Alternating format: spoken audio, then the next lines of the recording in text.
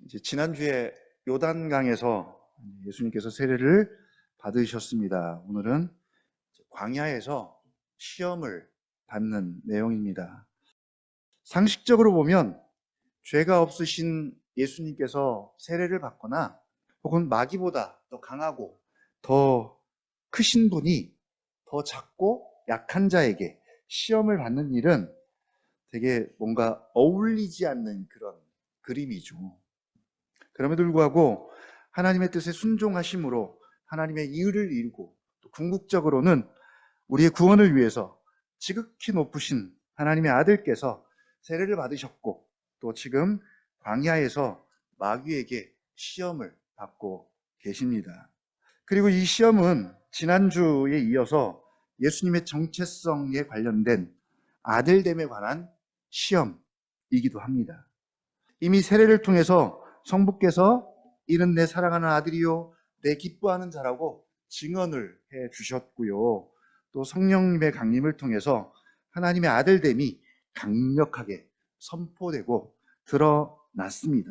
그리고 이제 사단의 시험을 통해서도 정말 예수님이 하나님의 아들이심을 다시 한번 입증되는 그런 내용인데 오늘 담고 있는 내용들이 사실 굉장히 많습니다.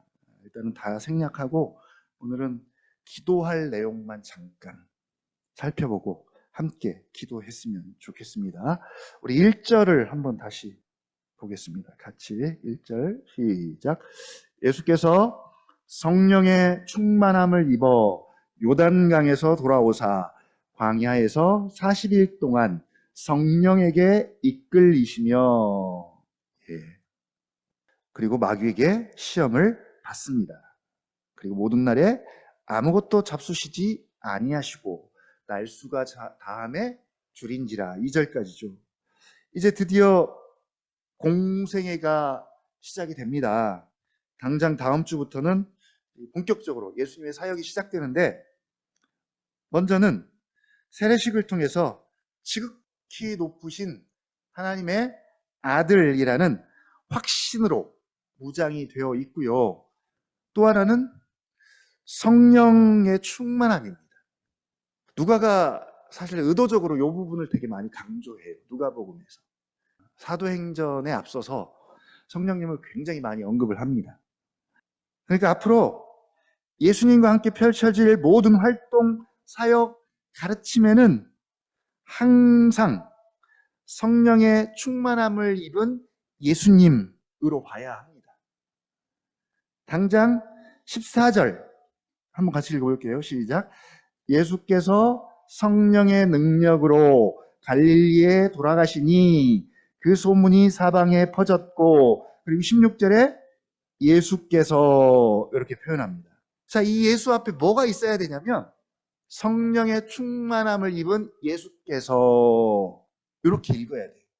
근데 이제 누가가 매번 이렇게 기록할 수가 없으니까 성령의 충만함을 입은을 빼고 예수께서 이렇게만 기록을 할 거예요. 그러나 우리는 읽을 때마다 의도적으로 성령의 충만함을 입은 예수님으로 이렇게 읽어야 합니다. 이게 있고 없고가 바로 누가복음과 사도행전의 차이인 것 같아요. 누가복음의 제자들과 사도행전의 제자들의 차이가 뭘까요? 바로 성령의 충만함을 입지 않은 것과 성령의 충만함을 입은 것의 차이입니다. 그러면 누가복음에서 예수님과 제자들의 차이는 뭘까요? 역시 성령의 충만함을 입은 예수님과 아직 성령의 충만함을 입지 않는 제자들의 차이입니다.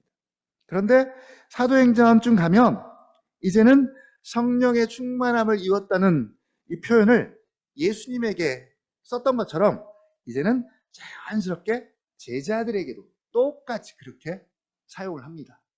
그리고 이제 제자들은 정말 누가복음에 성령의 충만함을 입은 예수님처럼 이제 사도행전에서 거침없이 담대하게 하나님 나라를 예수님처럼 전하는 모습을 우리가 보게 되는 것이죠. 하나님이신 예수님도 성령의 충만함을 입어서 공생애를 시작하셨다면 그리고 사도행전의 제자들도 마찬가지입니다. 우리는 얼마나 더 그래야 할까요? 얼마나 더. 그래서 누가복음을 읽으실 때마다 혹은 예수라는 이름을 보실 때마다 성령의 충만함을 입은 예수님이다 라는 것을 꼭 기억하시고 보셨으면 좋겠습니다. 그리고 우리가 예수님을 닮아가고 또 알아가고 따라가고 그 예수님처럼 사역을 하려고 하면 반드시 우리도 예수님처럼 성령의 충만함을 입어야 가능합니다. 이게 누가복음을 볼 때마다 해야 할 두 번째 기도 제목입니다. 첫 번째가 예수님의 정체성을 통해서 우리의 정체성을 확실하게 아는 것. 그리고 정체성을 알면 사명은 자연스럽게 뒤따라온다. 이게 첫 번째고요. 두 번째는 예수님처럼 성령의 충만함을 입어야 합니다. 주님, 성령으로 충만함을 입어서 주를 보고 주의 길을 가고 주의 뜻을 따라가게 하여 주시옵소서라고 계속 기도할 수 있었으면 좋겠습니다. 그리고 이 기도는 단지 좀 성령님 도와주십시오 그런 의미가 아닙니다. 이 기도는 이런 의미죠. 내 힘으로는, 내 능력으로는, 내 지혜로는, 내 지식으로는, 내 의지로는 못 삽니다. 그런 의미예요. 이 기도를 안 한다는 얘기는 그냥 내 지혜로 충분히 살아갈 수 있습니다. 이 정도 능력이면 저도 할 수 있습니다. 이런 거죠. 골짜기에 널브러져 있는 마른 뼈가 스스로는 살아나지 못하고 무덤 속에 죽어있는 자가 스스로는 무덤에서 나올 수 없는 것처럼 하나님의 비상한 힘이, 능력이, 간섭이, 부어주심이 우리에게 있어야 합니다. 나에게 있어야 합니다. 그래서 생기를 불어넣어 주셔서 마른 뼈를 살아나게 하듯이 성령을 물붓듯이 저에게도 부어주십시오. 성령님으로 충만케 하여 주십시오. 정말 우리로 하여금, 나로 하여금 하나님이 여호와인 줄 알게 하여 주옵소서라고 그런 기도죠. 이렇게 기도했으면 좋겠고요. 자, 근데 희한하게 성령의 충만함을 입었는데 그리고 성령의 인도하심을 받아서 간 곳이 어디예요? 그 많은 곳 중에 광야입니다. 광야. 빈들이죠. 세례 요한이 오랫동안 머물렀던 빈들. 이 광야는 되게 많은 상징성이 있습니다. 출애굽한 백성들이 하나님의 아들들이죠. 하나님의 자녀들인데 이 아들들이 40년 동안 머물렀던 곳 광야입니다. 그리고 이제는 오늘 본문을 통해서 하나님의 아들 예수님이 40일 동안 머무르게 되고요. 그리고 이 이스라엘 백성들이 40년 동안 광야에서 온갖 시험을 받았지만 결국 실패했다면 예수님은 광야에서 이 시험을 이겨내십니다. 뿐만 아니라 이 시험은 창세기 3장 아담의 시험과도 연관을 지어볼 수 있을 것 같아요. 첫째 아담이 사단의 유혹에 넘어져서 실패했다면 이제 둘째 아담이신 예수님께서는 이 사단의 시험에 승리하십니다. 자, 또 광야는 우리 인생 전체를 말할 때 뭐라고 표현합니까? 광야 같은 인생이라고 표현하죠. 오늘 최 사모님이 묵상에다가 그렇게 썼어요. 광야 같은 인생이라는 표현을 썼습니다. 그러니까 우리 인생을 표현할 때 우리가 이렇게 표현해요. 광야 같은 인생. 그래서 야곱이 험악한 세월을 보냈다 그러죠. 광야 같은 그런 세월을 산 겁니다.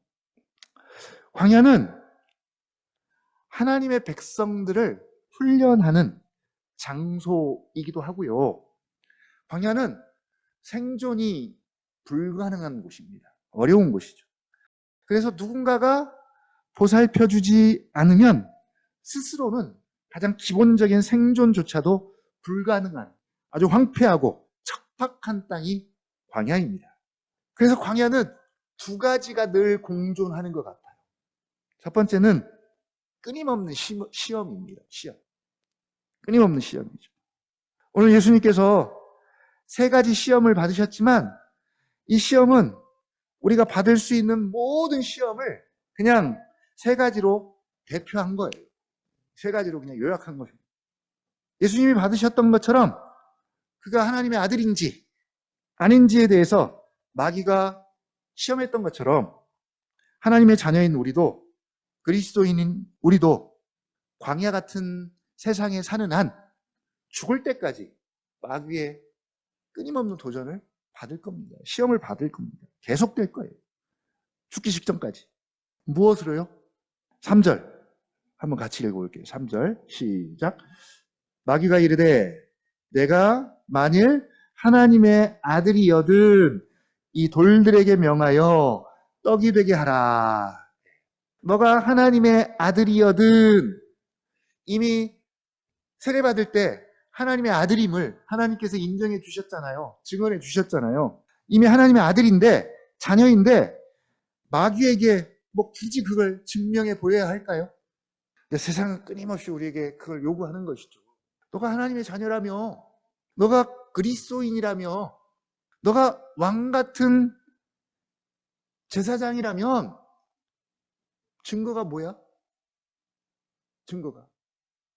우리가 자신이 없는 것 중에 하나가 좀 증거가 많으면 좀 보여줄 수 있는 것이 있으면 참 좋은데 선뜻 보여주지 못하는 것이죠. 예수님은 십자가에 달려 돌아가실 때까지 이 시험을 받습니다.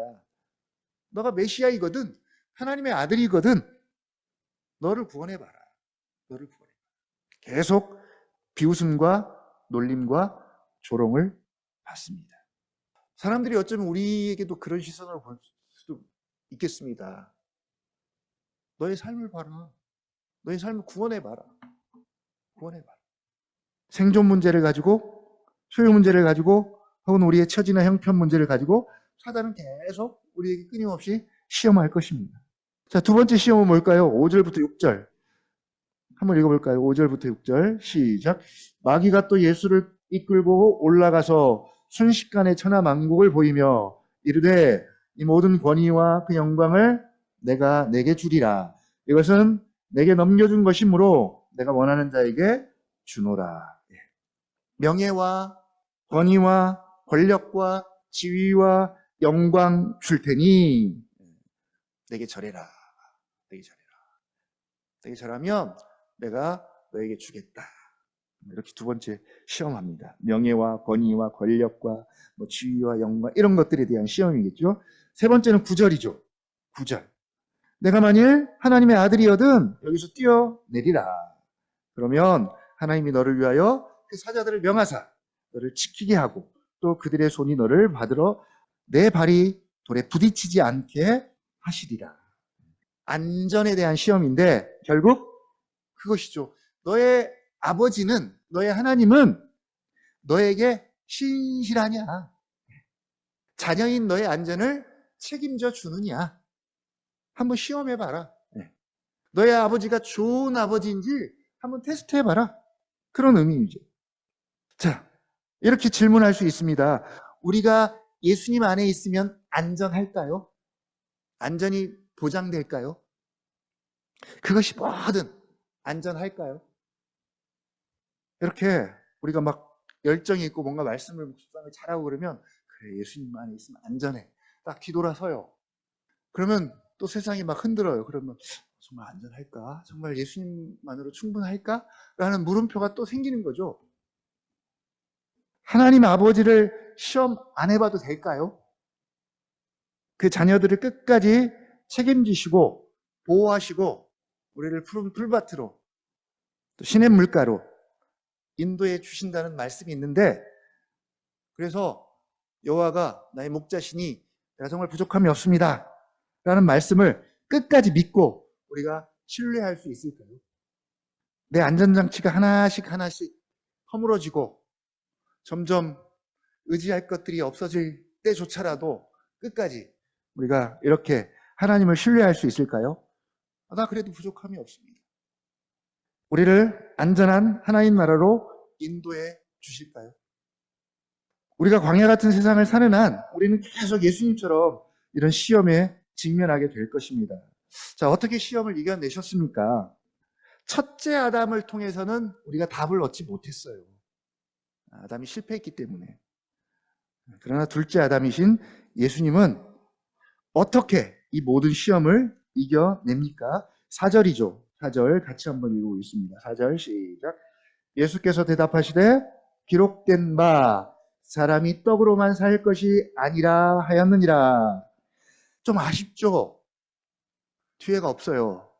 마태복음 4장 4절이 똑같이 기록하고 있는데 보충합니다.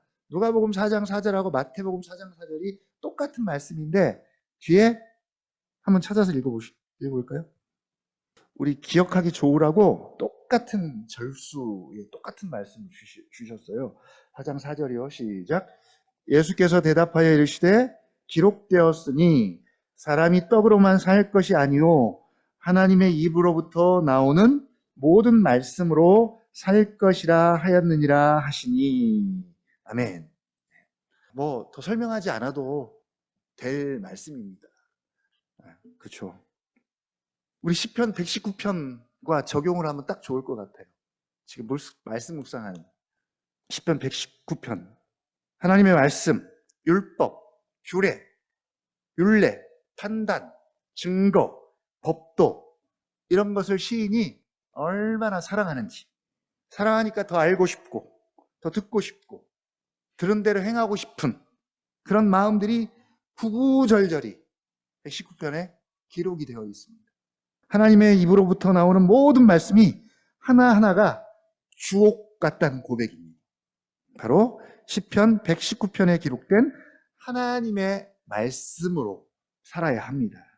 그러니까 뭐 영적 전쟁이니 혹은 뭐 시험을 이기는 방법에 대해서 이런저런 책들도 많고 방법들도 많지만 그것들 우리가 깊이 공부하지 않아도 기본적으로 하나님의 말씀을 가까이 하고 하나님의 말씀 사랑하고 정말 좋아하고 더 알고자 하고 더 따르고자 하고 순종하고자 하면 그리고 실제로 그렇게 하면 그렇게 살면 그것이 바로 시험을 이기고 사단을 대적하는 최고의 방법입니다.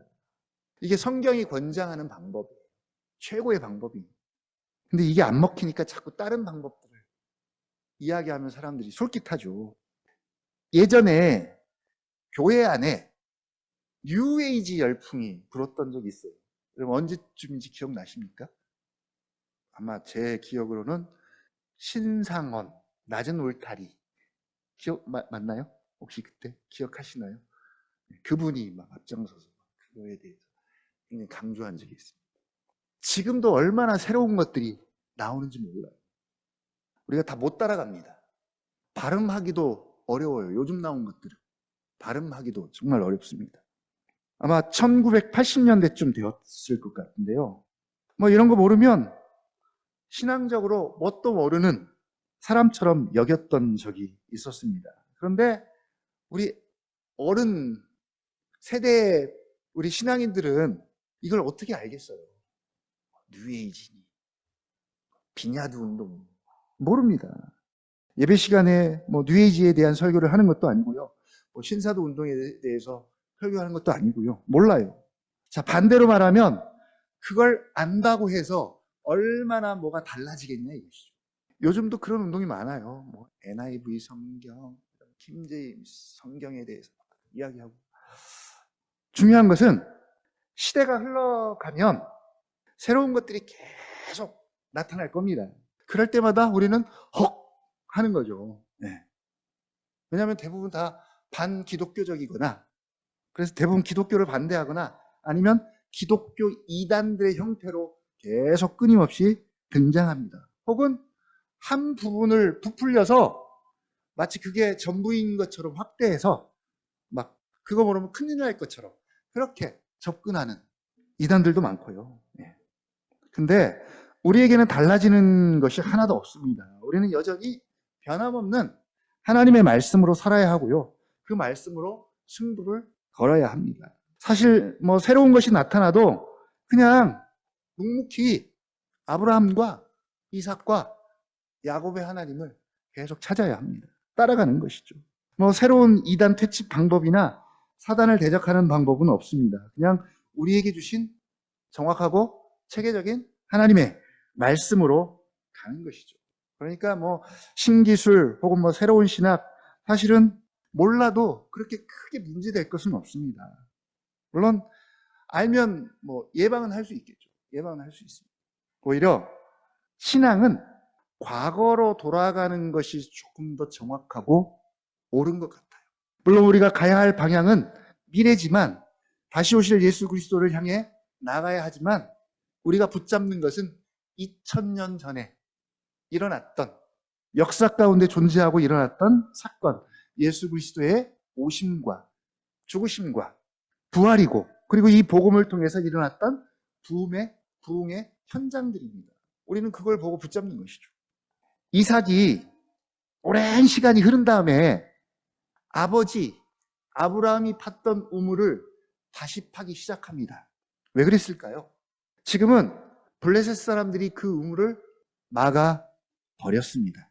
그렇지만 이삭이 알고 있는 게 있어요.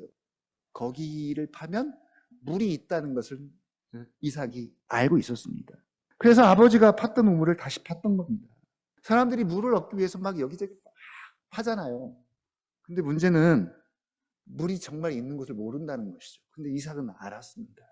물이 어디에 있는지. 그래서 아버지가 팠던 우물을 파는 거예요. 우리가 과거를 보고 과거의 신앙을 회자하고 과거로 돌아가는 이유는 거기에 물이 있기 때문인 것이죠. 여러분, 우리는 어디에 물이 있는지 알까요? 어디에 답이 있는지 알까요? 알면 파야 합니다. 물이 나올 때까지 파십시오. 그러나 아무 데나 파면 안 됩니다. 중요한 것은 이삭이 알았기 때문에 판 거예요. 하나님의 입으로부터 나오는 모든 말씀이면 족하고 충분하다라고 우리가 이렇게 우리의 신앙을 고백했잖아요. 고백했습니다. 족하고 충분합니다. 현실적으로도 족하고 충분합니다. 그래서 좌로나 좌에서 우에서 앞에서 뒤에서 난리가 나고 큰 소리가 나도 하나님의 약속의 말씀 위에 서기만 하면 안전하고 충분하고 넉넉합니다. 라고 우리가 이미 고백을 한 것이죠. 이왕이면 시편 119편을 통해서 말씀에 대한 사랑이 조금 더 커지고 깊어져서 그래서 이제는 마음으로만 사랑하는 것이 아니라 실제로 말씀에 대한 나의 사랑의 증거들이 실천들이 더 다양한 형태로 더 드러나고 나타났으면 좋겠습니다. 그리고 그렇게 기도했으면 좋겠습니다. 정말 주의 율법을 더 사랑하고 사모하고 더 알고 더 깨닫고 늘 말씀과 더불어 복된 삶이 되기를 원하고 정말 그렇게 기도합니다라는 그런 기도의 삶을 우리가 계속 살았으면 좋겠습니다. 자, 그리고 마지막 광야의 또 다른 특징이 한 가지 있죠. 시험의 장소이기도 하지만 광야는 하나님의 임재를 경험하고 맛보고 누리고 배우는 장소입니다. 한마디로 은혜의 장소. 은혜. 우리가 요즘에 은혜 굉장히 강조하잖아요. 하나님의 임재를 경험하고 맛보고 누리고 배우는 장소. 광야입니다. 근데 우리 인생이 광야 같다 그랬죠. 실제로 하나님은 광야에서 이스라엘 백성들에게 자신을 완전히 나타내셨고 다양한 방법으로 나타내셨고 알리셨고 구름 기둥과 불 기둥으로 그리고 만나와 메추라기로 그리고 성막에서 그들과 함께 그들 가운데 친히 임재하셨습니다. 그러니까 광야는 시험의 장소이고 또 거칠고 메마르고 생명을 장담할 수 없는 곳이기도 하지만 또 한편으로는 하나님의 임재를 경험하기에 최적의 장소이기도 합니다. 그러니까 우리를 광야에 두시고 시험만 하시겠냐고. 그리고 시험 받도록 맨날 그냥 방치하시고 내버려 두시겠냐는 것이죠. 시험은 하나님이 우리에게 하시는 것이 아니라 사단이 하는 것이죠. 사단이 합니다. 사단이 끊임없이 합니다. 그러나 광야에 우리를 두시는 이유는 우리를 만나고 우리에게 하나님이 어떤 분인지 더 분명하고 확실하게 보여주기 위함도 있습니다. 모세가 떨기나무 아래서 하나님의 임재의식으로 충만해서 두려움을 경험한 것처럼 매일매일 우리의 삶의 현장이 하나님이 계신 곳, 하나님이 임재하시는 현장이 되었으면 좋겠습니다. 하나님이 여기 계시면 내가 아는 하나님이 실존하시고 존재하시는 전능하신 하나님이 저 하늘이 아니라 지금 여기 계시다면 계심을 날마다 인식하고 의식하고 산다면 바로 여기가 하나님이 계시는 성전이 되겠죠. 그래서 우리가 가정에서 예배하는 이유도 마찬가지고 하나님이 여기 계시니까.